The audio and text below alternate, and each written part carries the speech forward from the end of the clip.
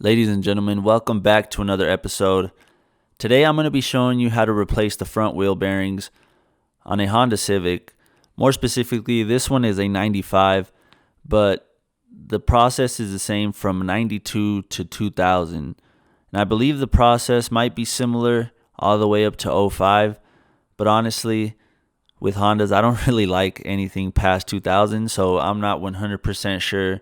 But from 92 to 2000, this is the way to do it. Now, as always, you want to make sure you secure the car onto jack stands before you start working on it. But the first thing you want to do is remove the caliper. The first two bolts you see me taking off here are 17 millimeters. I just broke them loose with the ratchet and then backed them out the rest of the way with my hand. But yeah, that's the first thing you want to do. And then you'll see me here putting the bolt back to where I got it from. That way I know where all the bolts go. So that's a good little trick to practice. And then there's also those two little bolts on the knuckle that hold the brake line on. You want to remove those to give you a little bit extra slack. But there, I'm pointing at the tie rod because that's the last thing you want to remove. So I'm starting here with the ball joint first. Now the reason you want to leave the tie rod last is because if you do it first and then you go to try to take the nuts off of the ball joint and the upper control arm, it's just going to turn on you because there's nothing holding it in place anymore. So that's why I leave that till last. But yeah, so here I decided to start with the ball joint first. I backed the nut off a little bit, but make sure you leave it on because that's going to help us here with this next part. So here you want to hit the knuckle. So you don't want to hit the ball joint. You want to hit what it goes into. So that's how you break it free. I'm just using a little mini sledge here. And you can see it takes a couple times. I tried to see if that worked, but going back to it again, you want to hit the knuckle, not the ball joint. And then you'll see a couple more hits with it, and then it'll bust free.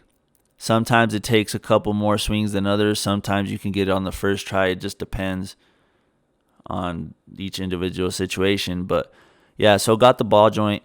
Now moving to the upper control arm. And always make sure you replace those cotter pins as well, because a lot of people tend to reuse them, but they rust out and then they just break. They become brittle. So make sure you replace those. And again, I'm hitting the knuckle here, not the ball joint. And you'll see it takes a few swings, but we got it loose there. And then after that is when I move on to the tie rod. Same thing, taking off the cotter pin, leaving the nut on there. That way when I hit the knuckle, in case I miss, I don't ruin the threads. You know, the nut will be there to protect the threads. That's why I leave it on there. But yeah, it takes a few swings. Don't be scared. You're not going to, crack the knuckle. Those are pretty solid. So yeah, it just takes time. Sometimes, like I said, it takes more swings than others. So just be patient, slow and steady, and you'll be able to get it. So now that we got those removed, it's time to take off the axle nut. Now here, I'm lucky to have this air impact because it really helps.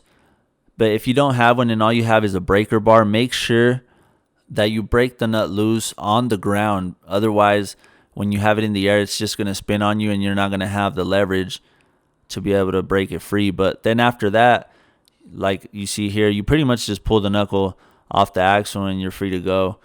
Now here again with the rotor, with the Phillips screw here, I got lucky because it was easy to take off. But I'll post here on screen the tool that you use to be able to get those, because usually they're on there pretty solid and kind of rusted on there. So the tool makes it a lot easier. Okay, now here I want to use this picture to kind of explain what I'm about to do. So you see that first ring that the finger's pointing at? That is the hub, and then the rings after that are the bearings. So what I'm going to do is use a socket that fits that first ring. That way I can hit the hub through, and then you'll see that it exposes the snap ring that we need to take off to be able to then take the bearing out. So again, I'm using the socket that fits the ring of the hub, and it does take a few good solid hits to hit it through. But the point here is to not have to use the press to pretty much take this out, which saves a lot of time.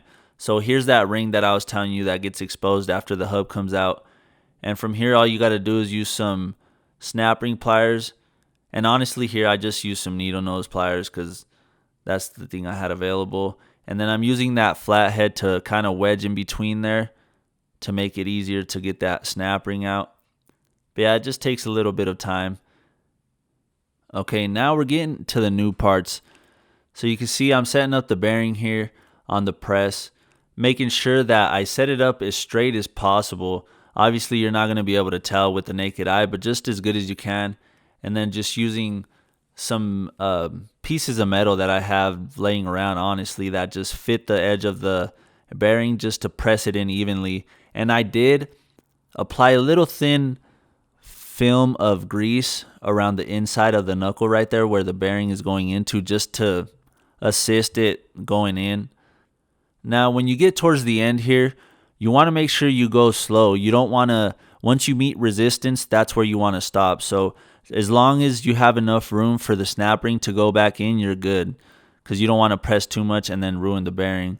And then here you can see it in place. You can see that there's enough room for that snap ring to go back in. So once you get the ring to go back on, it's time to press in the hub. Now when you press in the hub, it's super important, because if you look at the bearing on the inside, it splits in two. So when you're pressing the hub in, you got to make sure that you press in, like, I don't know, a couple pumps at a time, and then take it off the press and turn it over, because that part that I was telling you where it splits in two on the bearing, it starts coming out. So you don't want to keep going all the way, because you'll push that side of the bearing out and you'll ruin it. So what I'm doing here is just using that same socket that I used on the axle nut to tap that ring in on the bearing right there, the little silver one you can see. Because like I said, if you don't do that and you wait till the end, it's just going to fall out and just ruin the bearing. So just take your time, press in a little bit, check it, press, check. It'll take a couple times, but it's better to be safe than sorry. So then there you just seen me putting back the knuckle pretty much in the reverse order as I did when I took it off. And then with that Phillips screw right there, just hand tight, nothing too crazy. And then the final step is just to put the caliper back on, tighten the 17mm bolts, and we should be good. So this process, it isn't too crazy. I just feel like it's more time consuming than anything.